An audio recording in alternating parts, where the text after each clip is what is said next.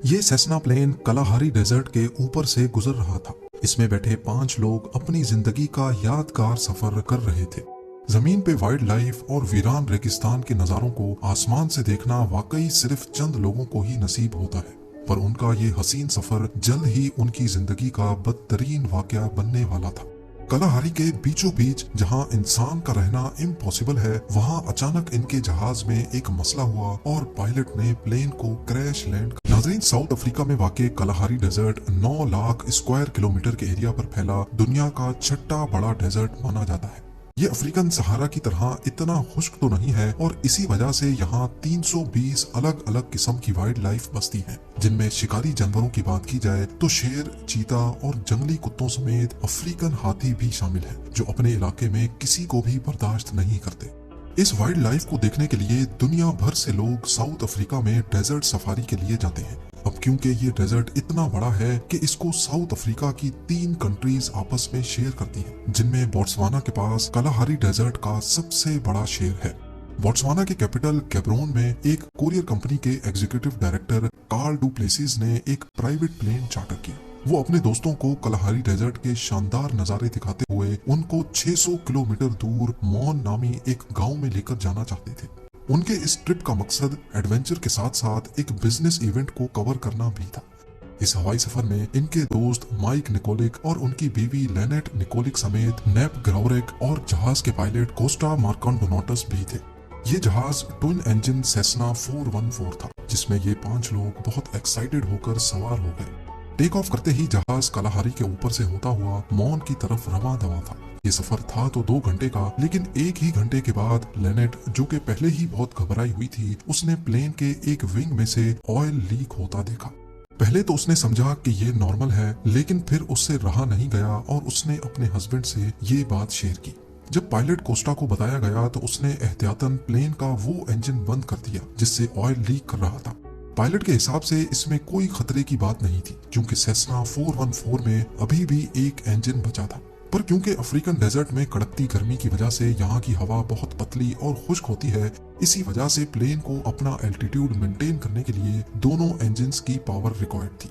Plane अब आहिस्ता आहिस्ता नीचे आता जा रहा था। पायलट ने इमरजेंसी में गैब्रोन कंट्रोल टावर से कांटेक्ट किया, लेकिन बदकिस्मती थी उनकी कि कलाहारी के बीचों बीच रेडियो भी काम करना छोड़ गया था। अब जहाज को बचाने का एक ही तरीका था कि इसको खुद से किसी सीधी जगह पर लैंड करवा लिया जाए। ये जहाज वैसे ही काफी कम एल्टीट्यूड पे था, इसी वजह से पायलट को जल्द ही कोई लैंडिंग स्ट्रिप ढूंढनी थी। पायलट को नीचे सिर्फ छोटी बड़ी चट्टानों और झाड़ियों के सिवा कुछ नजर नहीं आया, यानी कोई प्लेन जगह नहीं थी। अब सिर्फ एक ही ऑप्शन था और वो था अपनी जान बचाना। पायलट ने सबको ब्रेस पोजीशन में आने को कहा और जहाज को झाड़ियों के बीच में ही क्रैश लैंड करवा दिया। क्रैश लैंड होने से पहले अंदर बैठे पैसेंजर्स को सिर्फ इतना याद था कि जमीन से बहुत करीब पहुंचने पर उनको कई जानवरों के झुंड भागते हुए दिखाई दिए। चंद मिनटों में जब सबको होश आया तो चारों तरफ सिर्फ धुआं और आग थी।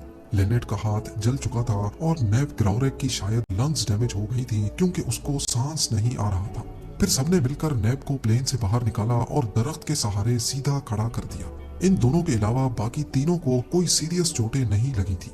अभी उन्होंने खुद को संभाला ही था कि प्लेन से लीक होने वाले फ्यूल ने आग पकड़ ली और पूरा प्लेन एक जोरदार धमाके से फट पड़ा। आपको यहाँ बताते चलें कि हर प्लेन में एक इमरजेंसी ट्रांसपोंडर होता है, जो रेडियो खराब होने की सूरत में प्लेन की लोकेशन कंट्रोल टावर को भेजता है। जब पायलट ने ये एतराफ किया कि सेस्ना 414 में इमरजेंसी ट्रांसपोंडर नहीं है, तो सबके पैरों तले जैसे जमीन ही निकल गई। यानी इसका मतलब था कि इतने बड़े डेजर्ट में उनकी लोकेशन अब किसी को भी मालूम नहीं है। कलाहारी के किसी वीरान हिस्से में ये लोग दरख्तों के बीच में फंसे हुए थे, जहां ना इनके पास अब पीने को कुछ बचा था और ना ही खाने को। 2 जनों को जल्द अज जल्द हॉस्पिटल पहुंचाना बहुत जरूरी था, क्योंकि वो जिंदगी और मौत के बीच में लटके हुए थे। सबको यही उम्मीद थी कि जल्द ही कोई रेस्क्यू टीम आएगी और उनको यहाँ से निकाल जाएगी। पर रेस्क्यू टीम तो तब आएगी जब उनको मालूम होगा। बगैर लोकेशन के अगर रेस्क्यू टीम इनको इस वीराने में ढूंढना शुरू भी करे, फिर भी यहाँ तक पहुँचने में उनको कई दिन लग सकते हैं। इतने में दिन ढलने लगा और उन्होंने प्लेन की आग को इस्तेमाल करके एक बॉन फायर लगा ली। सारी रात खूंखार जानवरों की आवाजें इनको झाड़ियों से आती रहीं, लेकिन शायद वो बॉन फायर ही थी जिसने जानवरों को दूर रखा हुआ था। अब दूसरे दिन का आगाज हो चुका था, लेकिन रेस्क्यू टीम का दूर दूर तक कोई नामो निशान नहीं था। पांचों की हालत बद से बदतर होती जा रही थी। डिहाइड्रेशन की वजह से इनके गले खुश्क हो चुके थे। सुबह सवेरे इन्होंने पत्तों पर पड़ने वाली ओस को पीना शुरू कर दिया, पर अभी चंद कतरे ही पिए थे कि सूरज सर पे आने लगा और ये ओस भी गायब हो गई। इतने में दूर से इनको किसी जहाज की आवाज सुनाई दी। इस उम्मीद में कि रेस्क्यू टीम यहाँ तक पहुँच गई है, इन्होंने आसमान पे अपनी नजरें जमा ली। इन्होंने देखा कि एक पैसेंजर प्लेन ठीक इनके ऊपर से गुजर रहा था। इन्होंने धुआं छोड़ा, आवाजें दी, लेकिन सब बेकार था, क्योंकि इतनी ऊंचाई से इनको नोटिस करना करीब नामुमकिन था। अब उनको यही अपनी मौत दिखाई दे रही थी। यहाँ पड़े पड़े या तो ये भूख प्यास से मर जाएंगे, और अगर बाहर निकले तो शायद ये जानवरों की भूख का शिकार हो जाएं। आखिरकार एग्जीक्यूटिव डायरेक्टर कार्ल और पायलट ने इस खतरनाक डेजर्ट में मदद ढूंढने का फैसला किया। ये फैसला था तो बहुत खतरनाक, लेकिन इसके सिवा और कोई ऑप्शन भी नहीं बचा था। वो लोग मदद की तलाश में जख्मी साथियों को पीछे छोड़कर रवाना हो गए। दूसरा दिन भी खत्म होने वाला था। क्रैश साइट पे लेनेट और नेब की हालत अब मजीद बिगड़ती जा रही थी। पूरा दिन आग बरसाने वाली गर्मी ने इनको मजीद डिहाइड्रेट कर दिया था। दूसरी तरफ कार्ल और पायलट को भी पूरा दिन चलते रहने के बाद भी पानी का कोई खास सुराग नहीं मिला था। दूसरे दिन की रात को अचानक बारिश हो गई, पर ये इतनी थोड़ी देर के लिए हुई थी कि क्रैश साइट वाले जख्मी किसी भी चीज में पानी इकट्ठा ना कर सके।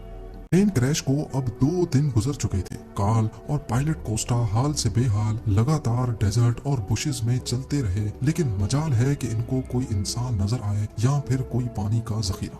अब उनको ये शक पड़ने लगा कि वो सही डायरेक्शन में भी जा रहे हैं कि नहीं। दूसरी तरफ क्रैश साइट पे नेब को अब एक्सट्रीम डिहाइड्रेशन और डैमेज लंग्स की वजह से पैनिक अटैक्स पड़ना शुरू हो गए, क्योंकि वो पिछले 2 दिनों से सीधा खड़ा हुआ था। उसने अकेले ही जंगल में जाने का फैसला किया। वो थोड़ा ही आगे गया तो रात को पड़ने वाली बारिश का पानी एक दरख्त के सुराख में इकट्ठा हुआ पाया। ये मुश्किल से 1 गिलास भी पानी नहीं था, जिसको सबने शेयर करके पिया। तीसरा और चौथा दिन सबने ऐसे गुजारा जैसे अब वो हिम्मत हार चुके हों और बस अपनी मौत का इंतजार कर रहे हों। लेनेट के जख्म पर कीड़े पड़ चुके थे, तो दूसरी तरफ कार्ल और पायलट कोस्टा थे कि पिछले 4 दिनों से लगातार चल ही रहे थे। ये भी एक चमत्कार था कि अफ्रीकन बुशेस में बिना एक्सपीरियंस के वो अभी तक किसी जंगली जानवर का शिकार नहीं हुए थे। 5वें दिन की एंडिंग पे कार्ल और पायलट को दूर से एक हट की छत दिखाई दी। पहले तो उनको लगा कि शायद ये उनका वहम है, क्योंकि रास्ते में कई बार पहले भी ऐसे ख्याल उनको आ चुके थे। वो वाकई एक हट था जिसके अंदर एक लड़की बैठी हुई थी। ये देखकर इनकी जान में जान आ गई। उन्होंने वहां सबसे पहले अपनी प्यास बुझाई और रेडियो करके अपने कंट्रोल टावर को सारा माजरा सुनाया। रेस्क्यू टीम पहले से ही उनको कलाहारी में तलाश कर रही थी, लेकिन सही लोकेशन मालूम ना होने की वजह से वो डेजर्ट के दूसरे हिस्सों में उनको ढूंढ रहे थे। क्रैश के छठे दिन सुबह सवेरे क्रैश साइट पे तीनों दोस्तों का सांस करीब निकल ही चुका था कि हेलीकॉप्टर की आवाज ने उनमें जैसे जान भर दी।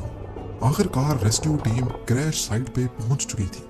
इस प्लेन क्रैश में बचने वालों का कहना है कि मौत से सिर्फ चंद सेकंड पहले रेस्क्यू टीम का वहां पहुंचना किसी चमत्कार से कम हरगिज नहीं है। कार्ल और पायलट कोस्टा का अपने दोस्तों को छोड़कर मदद के लिए निकलना वाकई एक अच्छा फैसला साबित हुआ।